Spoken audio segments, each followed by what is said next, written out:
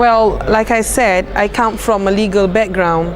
So when we are given in situations, how I analyze things, when Valentina say the topic is trust of media and energy, and when I get the topic, the first I do, like all the lawyers will do, is we will analyze the situation. We need to be informed. We will usually inform the people in order to gain the trust. What we do is first we informed you, okay, this is what the situation is, and then we will say these are the problems from the situation that you have, these are the problems, and then what is the possible solutions for your problems. And when it comes to trust of media and energy, when you talk about so many people, first the people need to understand what is going on right now in energy, what are the problems that we're having, and what are we currently doing right now in order to solve this problem. So this is how we create trust in energy. The thing about energy is, when I talk about energy mix, basically it's not something that one size fits all. Energy mix that I was talking about, where we mix a lot of energy, is actually regional. It's actually local. Country do it by themselves, and country formulated all the policies for their own country. We are sharing the same air, the same skies, the same river, the same oceans. So whatever we are doing locally basically is going to affect our neighbors. So that's how whatever is being done locally, we need to also think about our neighbors. We're having a serious problem, for example, where a lot of burning is happening in Indonesia right now, and all the smokes are coming to our country. So this is why, even though you think that you are deciding things on your local basis, but you need to understand that it's actually affecting your neighbors or affecting the world. Like, for example, the emissions of the carbon dioxide, all these things, you need to understand that whatever you formulated locally, you need to think about also about the global effect of your decisions. Well, companies like big boys, I call them, because I'm in oil and gas. I call, because I have a smaller organizations, and I call big companies is big boys, like Shell, Petronas, ExxonMobil, BP. They spend almost $500 million every year to inform people what are they doing, what are the current level of the carbon dioxide has been revealed right now, and then they spend a lot of money on advertisements, conferences, and forums also. World Gas Conference was held in Malaysia last year to keep people informed, to communicate it. They also hired a lot of PR people to make their image very good, even though they just spilled a lot of oil and killed thousands of, almost half of the ocean was polluted.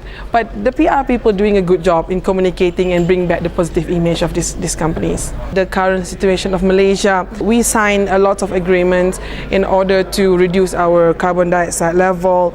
We are actually revising a lot of our renewable energies policies. In fact, last 2 months I was in Singapore with the Minister of Health, and we were actually discussing about water energy food nexus that was proposed by the German government, and we are moving forward because we have the vision of 2020.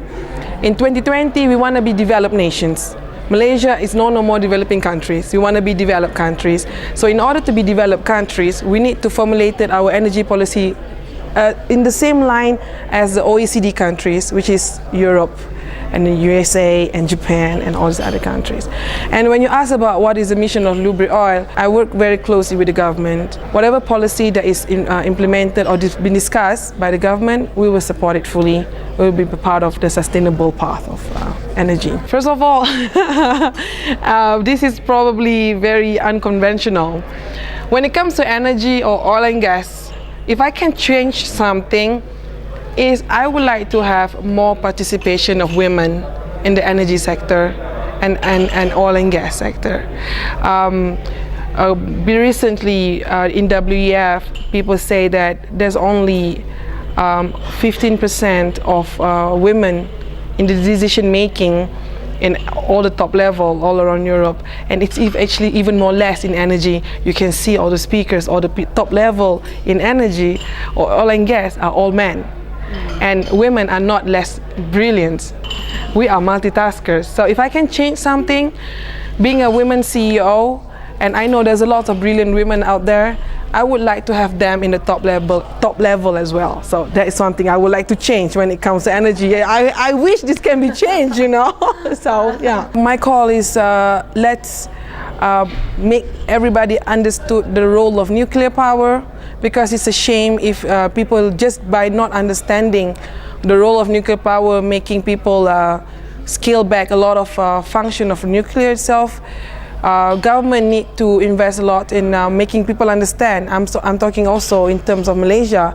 We're actually going towards a very good path of establishing a nuclear system in our country. But because what happened in Japan, a lot of people got nervous even without understanding what's going on. And government listened to this and scale back. I mean, come on, that's not something you need to do.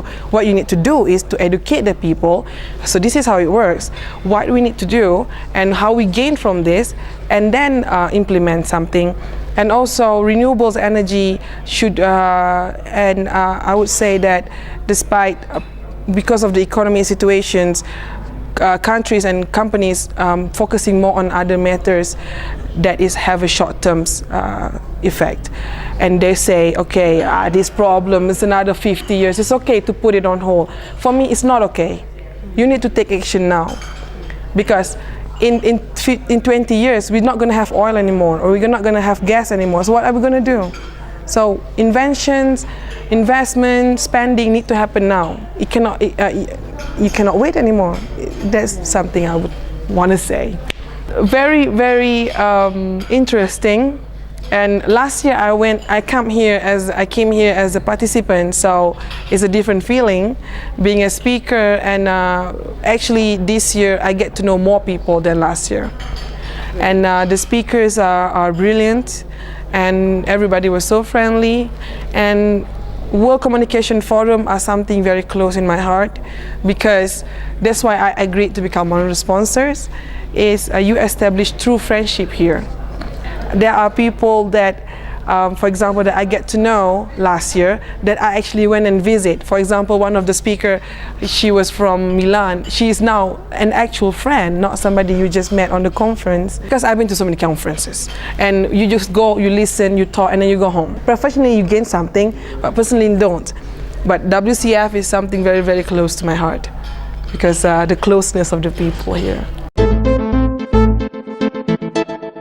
I mean, so many lovely people here. It's amazing. And they are all important people.